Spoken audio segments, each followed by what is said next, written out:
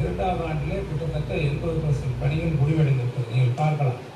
80 கிட்டத்தட்ட 80,000 வீடுகள் கட்டி முடிக்கப்பட்டு விட்டது. இப்போ நாங்கள் அறிவித்தது 26ல் 1,00,000 வீடு அறிவித்தோம். நீங்கள் அதான் பார்த்துருக்கீங்க. ஃபவுண்டேஷன் நாங்கள் அறிவித்ததால் அதில் பயன்பெறக்கூடியவர்கள் அவர்கள் ஃபவுண்டேஷன் போட்டோம்னா முதல் தவணையை வழங்குவோம். ஃபவுண்டேஷன் போட்டோம்னா முதல் தவணையை வழங்குவோம். லிஃப்ட்டுக்கு அதாவது இருக்கக்கூடிய லிண்டலுக்கு வந்தோம்னா 2வது தவணை வழங்குவோம். 3வது தவணை வாசிகளை விட 20% குறைவாக இருந்தது.